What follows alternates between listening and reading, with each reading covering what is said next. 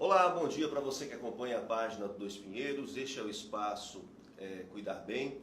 A gente está aqui hoje com a nutricionista Carol Cesário, agora Iluminados, por Marcelo Antunes e essa transmissão. Tudo bom, Carol? Tudo bem, bom dia.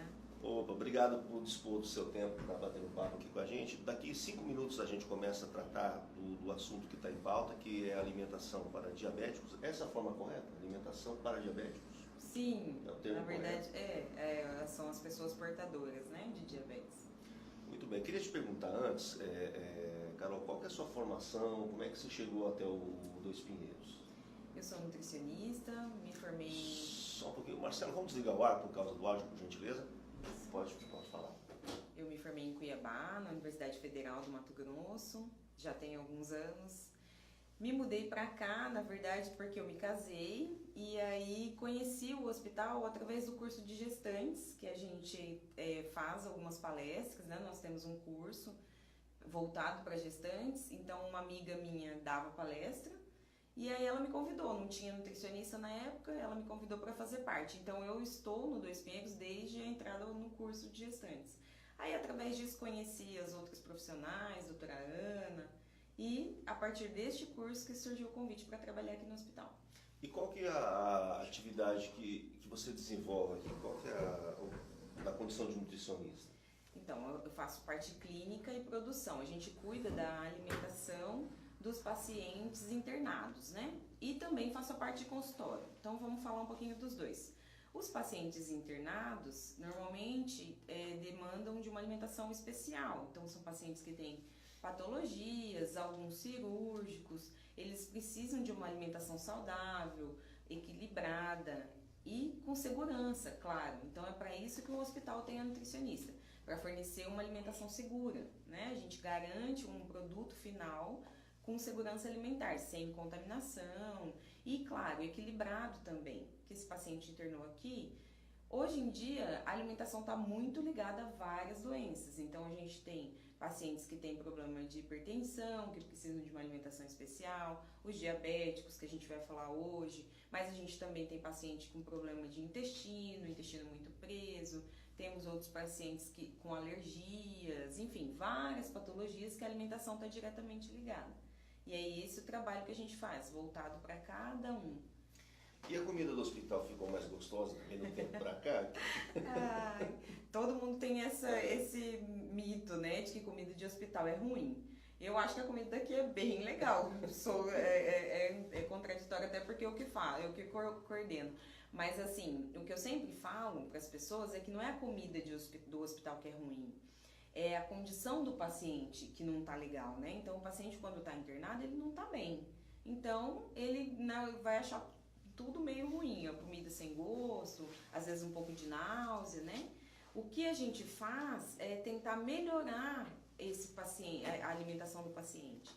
Então, mas eu tenho acompanhantes que já me relataram que vêm, que gostam de ficar acompanhando o doente só para vir comer a sopinha do hospital, porque acham muito boa.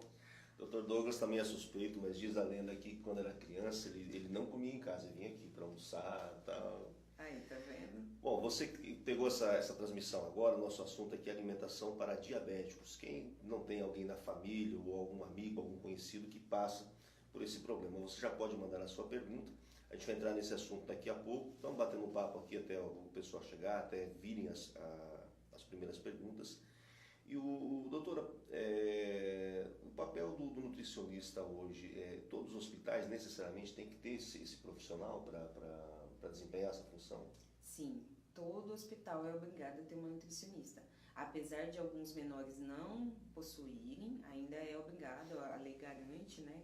Exige que haja um profissional para cuidar da demanda dessa produção de alimentos, porque existe uma produção. Se não houver produção dentro do hospital de alimentos, há casos que as pessoas fazem a refeição terceirizada, então o local de fornecimento precisa ter uma nutricionista. E existe a parte clínica, né, que é onde a nutricionista faz a visita nos quartos, verifica o que esse paciente está, se às vezes tem algum problema de deglutição, uma disfagia, uma dor, uma intolerância, e é o nutricionista que faz esse papel. Eu estava explicando antes, a gente falou sobre a parte do hospital e tem a parte do consultório. No consultório a gente faz uma uma orientação mais específica, né? Então o paciente vem, procura o profissional e a gente orienta conforme as necessidades daquele paciente, calcula necessidades calóricas ou de vitaminas, minerais, o que esse paciente precisa de proteína, carboidrato, conforme a patologia ou não, porque nutricionista não cuida só de emagrecimento, cuida da doença também. Então todas as doenças, patologias, normalmente tem alguma alimentação diferenciada, alimentação saudável, com mais ou menos carboidratos, no caso do diabético, mas a gente precisa sim ter um cuidado específico. E hoje, acho que atualmente, o que a gente mais verifica é que a gente pode prevenir várias doenças através da alimentação. Então, acho que a partir disso, quando a pessoa tem esse cuidado de cuidar da sua alimentação, dá para prevenir vários tipos de doenças futuras. Vamos entrar no assunto que a gente pautou a entrevista, a conversa de hoje. Quem tem problemas com diabetes, que tipo de limitação que tem na alimentação? Então, na verdade, a gente vai verificar esse paciente, qual a medicação que ele está tomando, se ele tem diabetes tipo 1 ou tipo 2, né? Normalmente o tipo 1 é insulino dependente, o tipo 2 vai fazer só com a medicação. Então, a gente verifica o que esse paciente, qual é a carga de medicação ou insulina que esse paciente está tomando e orienta a partir disso. O que seria uma orientação geral? Então, a gente controla um pouco do carboidrato, sim, do carboidrato simples principalmente, que eu sempre falo, mas eu nunca mais vou comer pão, macarrão. Vai, só que a gente sempre prioriza o carboidrato integral, sempre acompanhado de proteína junto, ou de fibras. Por quê? Porque a absorção do carboidrato, ela é mais rápida. Então, o que acontece?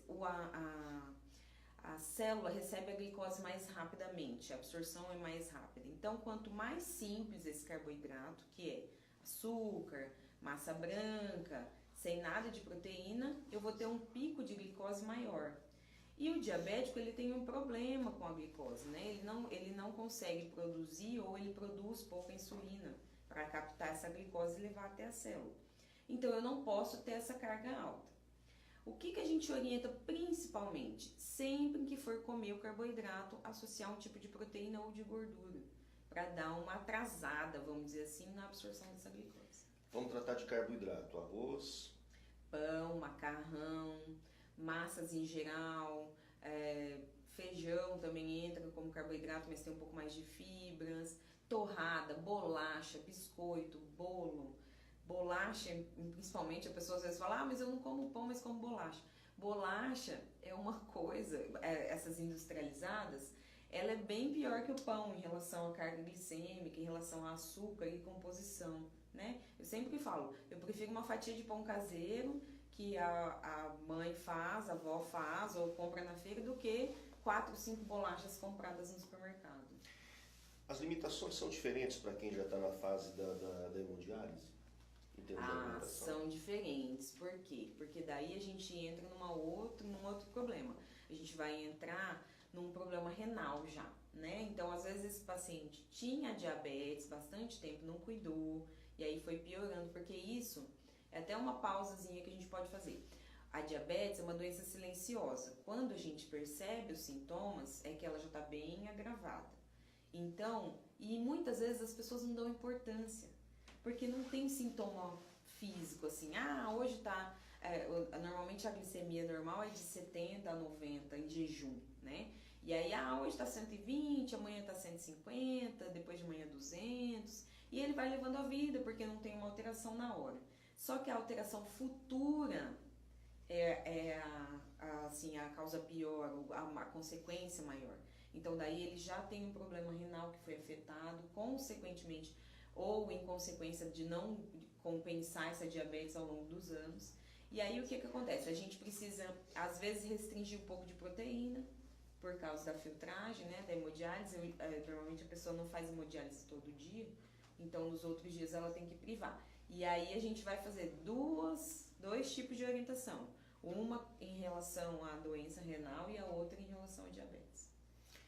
A gente está conversando aqui com Carol Cesário, que é nutricionista, trabalha aqui no Dois Pinheiros. O assunto é alimentação para as pessoas que são portadoras de diabetes.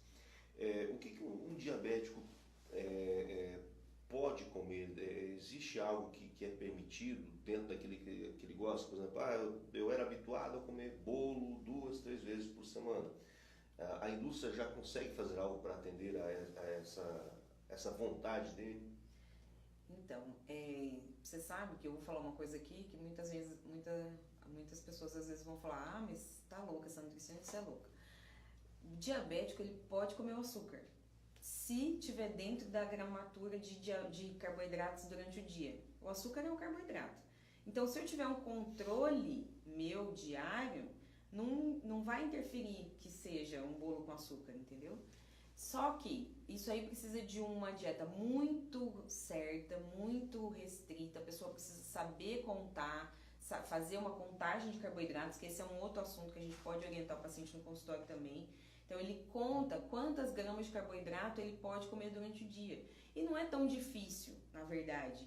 Ele vai aprendendo, vira uma prática. O pão tem tantas gramas de carboidrato, esse arroz tem tantas gramas. Então, a partir dessa contagem, ele pode pôr o carboidrato que ele quiser, né?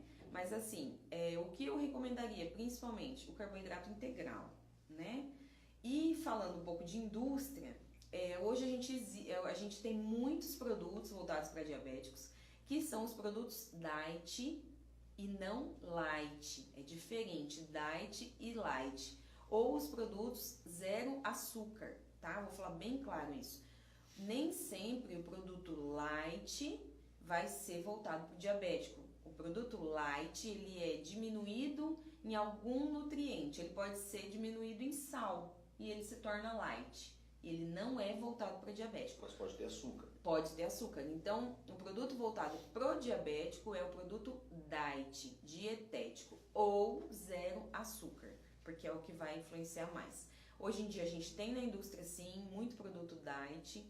Até esses produtos não são livres de calorias, pelo contrário, eles têm mais calorias porque para compensar o açúcar, a indústria coloca outro ingrediente. Normalmente é gordura ou então muito adoçante para compensar a falta do açúcar. O que é recomendável ao diabético para substituição do açúcar? Tem vários adoçantes que a indústria coloca aí, alguns são tratados como vilões, depois viram heróis, depois voltam a ser vilões de novo. O adoçante é um assunto muito complexo, né? Eu até outro dia dei exemplo para um paciente meu. No início do curso de gestantes, a gente tem 10 anos de curso aí, a gente indicava um tipo de adoçante para as gestantes que têm diabetes, porque existe isso também, o diabetes gestacional, que a mulher desenvolve o diabetes durante a gravidez. Tá? Esse é um assunto também que a gente pode até entrar. Então, a gente recomendava um tipo de adoçante. Hoje eu não recomendo mais. Então, hoje, o que a gente recomenda hoje dentro do consultório? Adoçantes que vêm de fontes naturais. Hoje a gente tem o stevia, que é o stevia integral, tá? Porque eu oriento o paciente assim, a gente vai lá no supermercado e tem o stevia que custa R$5 e o stevia que custa R$20. Esse stevia mais barato, ele não é puro, então ele tem outros adoçantes ruins junto, misturado. O mais caro, infelizmente, é o mais puro. Então hoje a gente recomenda stevia integral, eritritol, maltitol, talmatina e xilitol. São os adoçantes que a gente recomenda hoje em consultório.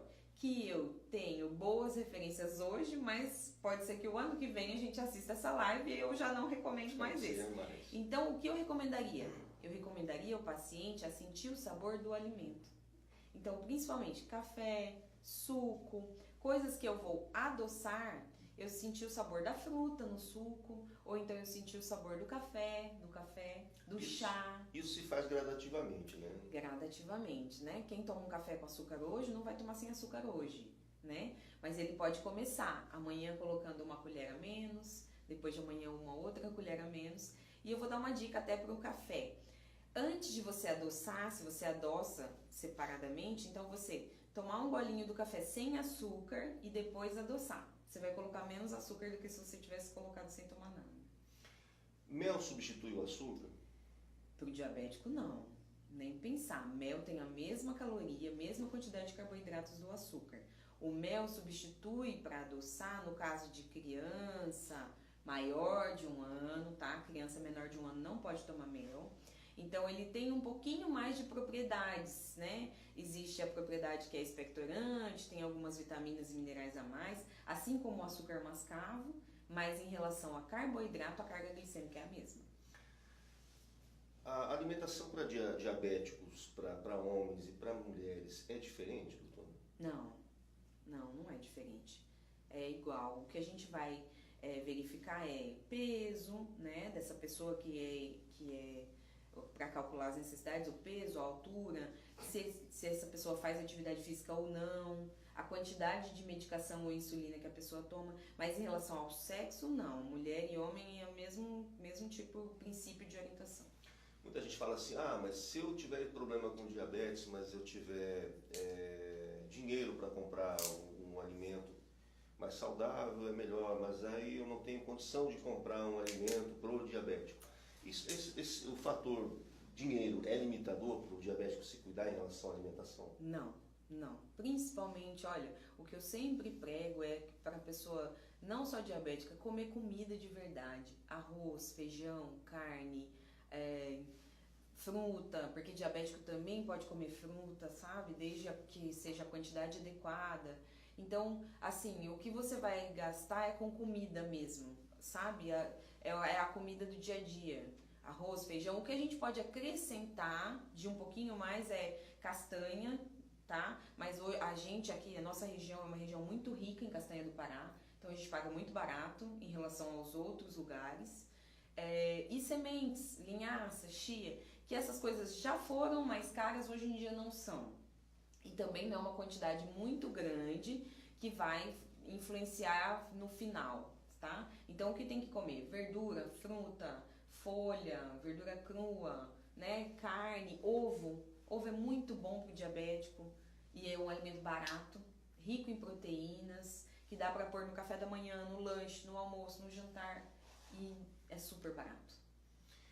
Em relação à idade, a criança que tem diabetes também, o adolescente que já desenvolve, e talvez o idoso sejam de comportamentos mais extremos, mais difíceis de você lidar, de convencer. Quando eu tenho um diabético mais teimosinho, o que eu faço? Eu tenho que buscar ajuda não só do nutricionista ou de outros profissionais do também? Do endocrinologista, principalmente, né? Que é o profissional que vai cuidar diretamente da medicação. O nutricionista ele não indica remédio, nem insulina. A gente cuida da alimentação, quem vai indicar isso é o médico. Tem que procurar sim. Diabetes tipo 1, desenvolvida principalmente em crianças e adolescentes, é uma doença muito grave, muito séria, que precisa de auxílio médico e nutricional. Então não dá para tratar em casa. Principalmente a criança e o adolescente, ela precisa da insulina, né? Então, esses pacientes, eu até brinco, eu falo que tratar os pais da criança é mais difícil do que a criança. A criança se adapta muito bem à dieta. Ela sempre, olha, isso eu não posso, tal coisa eu não posso, e não pode, não consome. O adulto é bem mais difícil, porque só um pedacinho, vou comer só um pedacinho. E a criança não. Quando você coloca na cabeça da criança que ela não pode comer aquilo, ela não pode. Ela vai chegar numa festinha na escola, vai falar, olha tia, eu não posso comer isso, tá? Então ela aprende mais, ela é bem mais disciplinada. A família, os pais sofrem muito mais do que a criança. Agradecer aqui pela audiência, Roberta Rissi, fazendo seu comentário, também Fernanda Vidal, falando que são ótimas informações. Obrigado pela participação. A gente está tratando aqui de alimentação para quem já é diabético. Que tipo de alimentação que eu devo, que caminho que eu devo seguir para não chegar ao ponto de ser diabético? Que cuidados tomar assim, de maneira geral? Isso. A diabetes a gente tem a carga genética, né? Que é hereditário, né? Então a gente tem que tomar mais cuidado se tem na família já, principalmente avós, porque os avós geram, eu sempre falo, se você tem o avô ou a avó diabético, o neto tem mais chance de ter do que o filho, tá? Então quem tem os avós tem que cuidar mais. O que eu preciso me cuidar? A alimentação saudável, sem tanto ingestão de carboidratos simples, né? Vamos voltar no carboidrato. Sem a ingestão de alimentos ricos em açúcar. Então, aquelas coisas muito doce, bolo recheado, torta, aquelas coisas que tem na padaria, com glacê, muita gordura, né? Essas coisas principalmente, e ter uma alimentação saudável. Então, o que eu vou precisar? Frutas, verduras, legumes, né? Muita água, tomar bastante água e também ter um estilo de vida saudável. Praticar atividade física sem dúvida, tá? Então, hoje em dia a gente já vê que a atividade física, ela é muito, muito, muito precursora de várias doenças, a falta de prática ou a prática, até de doenças degenerativas como Parkinson, Alzheimer. Então a gente precisa praticar mais atividade física. Eu sempre falo que a gente desconta a ansiedade na comida, mas ninguém desconta a ansiedade no exercício, né? Então fazer mais atividade física e ter uma alimentação saudável e um estilo de vida. Não fumar, evitar excesso de bebida alcoólica, né? Mas principalmente, no caso do diabético, a carga glicêmica. Então, evitar a ingestão desses produtos ricos em açúcar e farinhas, pães, massas. Muito bem. Maria da Paz Sabino, tudo bom, Maria? Tudo em paz? Obrigado que você está acompanhando aqui também. A gente está numa cidade que começa a tomar um rumo de cidade grande, pelo menos o hábito, ninguém tem mais tempo para nada, já tem probleminha de trânsito, já tem essa coisa toda, é comum que alguém tenha 2 ou 3 empregos já, né? E aí alimentação, eu como alguma coisa, eu não almoço. Até que ponto a gente consegue coordenar essa vida moderna com uma alimentação saudável?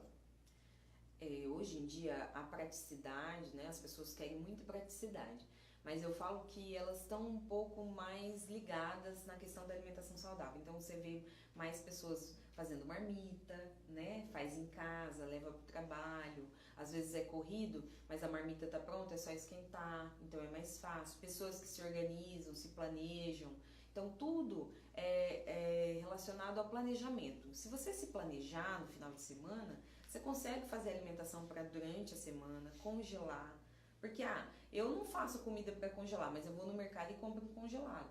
Então, se eu fizer e congelar, não perde tantos nutrientes como as pessoas pensam. Até, inclusive, para as crianças. Olha, eu trabalho fora, passo o dia fora, meu filho tem que jantar à noite. É mais fácil comprar um macarrão instantâneo, né? Mas se eu cozinhar e congelar e tiver essas porções descongeladas, durante a semana é só descongelar. É fácil. Então, tem muita gente que só cozinha no final de semana. Faz um pouco mais e aí distribui em pequenas porções e deixa no freezer, né? Chega em casa à noite, à tarde é mais fácil, tem pronto. E eu falo o seguinte, se você não pode ou se você vai ter que pular a refeição, tenta fazer uma refeição. Não consegui almoçar, então vou tentar fazer um jantar um pouco mais completo, com carne, com um ovo que seja, um omelete, uma verdura, uma salada, um tomate que é fácil, só picar, né? Então tem muitas saídas, assim. Na verdade, a gente que às vezes não quer, né? Quer fazer uma coisa mais rápida. Mas essa alimentação rápida de hoje vai te demandar mais cuidado no futuro. Então, o que a gente faz hoje com o nosso corpo, com a nossa ingestão de alimentos, no futuro a gente vai ter um problema aí que vai demandar mais cuidado. Obrigado, Márcia Farinon também aqui com a gente. Obrigado, Márcia, por estar acompanhando. Deixa eu ver o que mais aqui. Preciso consultar o Douglas de novo. Está longe aqui já. Obrigado também, Solange. Muito boas as informações, produtivas. Carol, obrigado pelo tempo. A gente vai agendar outras entrevistas e também agradecer por acompanhar o curso de gestantes aqui do Dois Pinheiros, que é um projeto sensacional. A gente está preparando novos materiais. É gratuito. Se você tem a opção aí de ter o seu filho ou sua filha aqui, beleza. Se não tem também, está aberto da mesma maneira. Informações que não só para as mamães, porque o casal fica gestante, né? Isso, os pais vêm também. É bacana essa participação, né? Antes, quando a gente começou o curso, vinham poucos pais. Hoje em dia tem dias de curso que vem o pai e a mãe não vem, porque às vezes não conseguiu, mas o pai vem para aprender e chegar em casa e passar para a esposa. Bem bacana essa participação. Participe ou indique, é um serviço gratuito, faz parte do programa de responsabilidade social do Dois Pinheiros e é muito legal. Tem muitas informações, muitas dicas, muitos conceitos que a vovó ensinou, que a turma que fala, ó, é por aí, muitos que também é nutricionista falam, não, não é bem assim e tal. É bacana, isso daria uma entrevista bem legal ao pessoal do curso. E não é só na alimentação, né? Não. É bacana porque tem alguns costumes antigos que a gente ainda preserva, né? Então, elas perguntam, o que eu vou comer depois que eu ganhar o bebê? Então, aquela canja, aquela sopinha fresca da avó ainda é válido, muito válido, né? A alimentação fresca, feita recentemente, isso é bem válido. E tem alguns outros costumes que, por exemplo, de dar chá pro bebê e tal, isso aí já é um pouco de mito. Então, a gente desmistifica isso no curso, não só na parte de alimentação, na parte também de pediatria, de fonoaudiologia, de odontopediatria, que é a parte do dentista. É bem bacana o curso mesmo, vale a pena. Vamos fazer assim então, a próxima entrevista vamos tratar de alimentação da gestante, do bebê? Legal. Pode ser? Boa ideia. Tá bom. Obrigado pela sua atenção. Use, compartilhe, deixe seu comentário, será bem-vindo, tá bom? Também queremos sua sugestão para as próximas entrevistas aqui no Espaço Cuidar Bem, o espaço do Hospital e Maternidade Dois Pinheiros, que está completando 40 anos. Obrigado pela sua atenção.